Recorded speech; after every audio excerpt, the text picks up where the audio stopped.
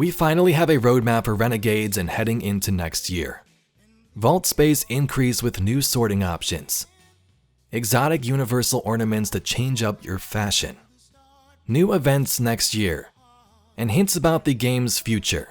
What the long term of Destiny looks like and a possible multi-year roadmap coming next year. Welcome Guardians, let's dive into all this news.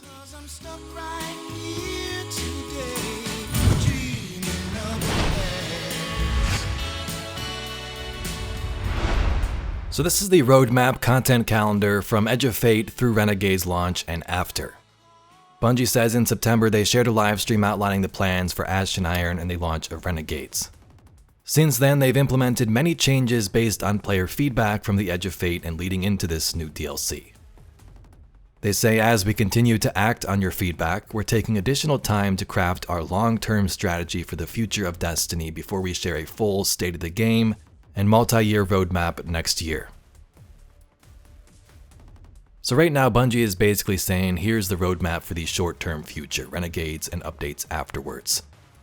As we heard with the Sony thing the other day, it looks like they're taking time to craft what's going to happen in the future.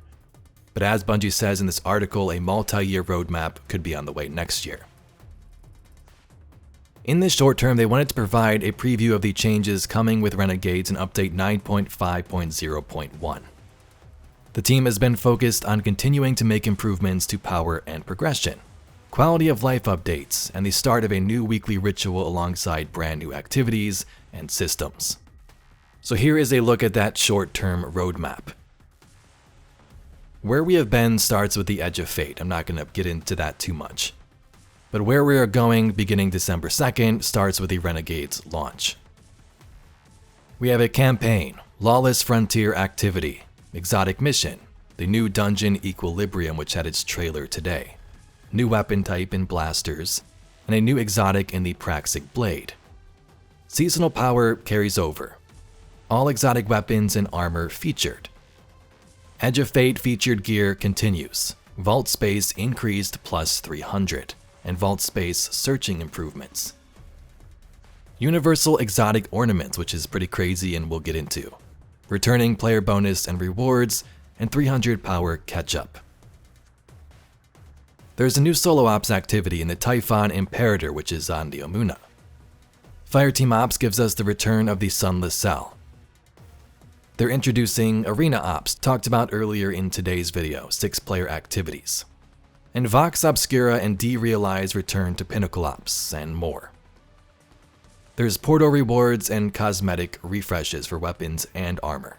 And of course, that order system sort of replacing the bounties. Update 9.5.0.1, which I think they said is 2 weeks after Renegades launch, includes this. Weekly rituals in the Vanguard alerts. So this is basically what we had before in Vanguard playlist, Vanguard alert playlist, and Grandmaster Vanguard alerts, Crucible and Arena Ops. And then continued weekly modifiers and events, some of which we've seen before, like Foundry weapon sponsorships, The Dawning, which hopefully has some new things, Arms Week, Iron Banner, and so on. Bungie says in regards to Edge of Fate, the feedback made it clear that this was the wrong path for Destiny. Even if our execution had been perfect, and we see plainly that it was not, it is clear that grinding power will never be a substitute for earning a trophy. Climbing through throwaway tiers en route to player gear you want to build around isn't aspirational, and the portal itself surrenders too much of Destiny's feeling of place and exploration. These lessons and many others beside them have been taken to heart by our team over the last 3 months. So going into Renegades is a focus on quality of life and rewards. Wider access to power progression, especially in expansion content. Players will be able to reach the power cap directly through Renegades activities if they wish. Seasonal power and featured gear carrying across seasons, so all exotic weapons and armor are now featured. Additionally, they're moving power catch-up from a chest needing manual pickup to organic drops. Sign in, play Renegades, catapult to 300 power, and play with your friends. Vault capacity and upgrades to ease collection pressure. Vault space has increased 300 slots up to 1,000 total, and they're working on more. In addition, the vault now has a revamped filtering system to help you find what you're looking for faster. Example of sorting features include tiers, slots, and power from highest to lowest.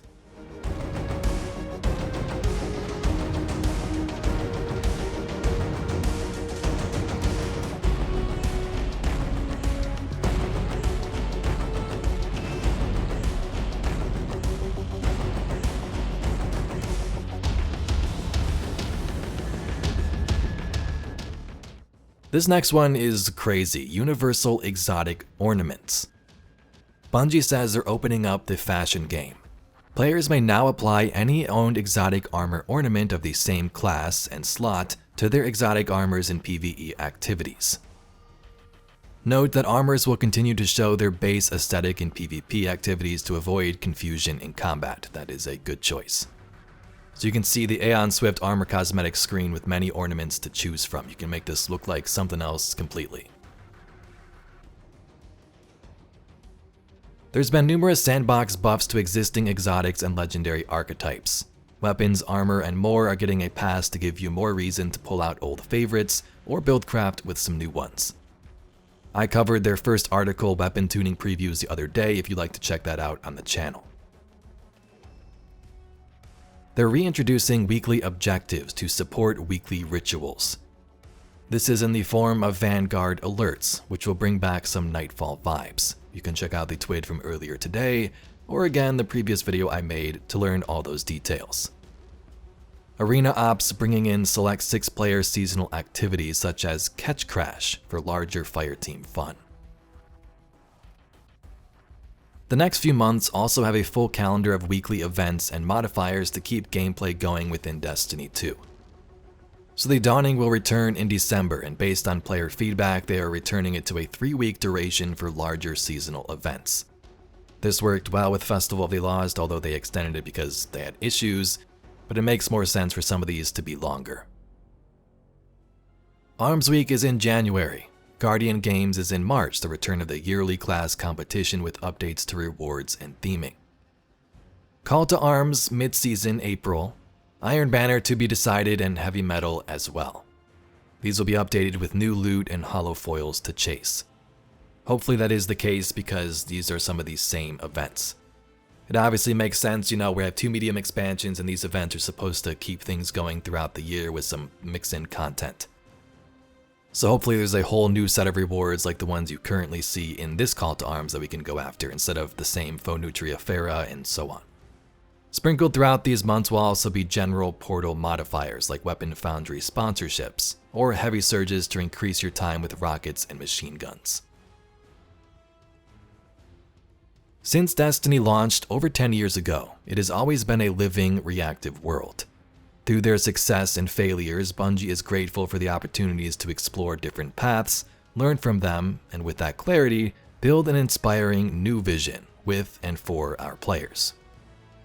As they work on plans and communications to address feedback, thank you for being on this journey with us as we reshape our strategy for the long-term future of the Destiny franchise.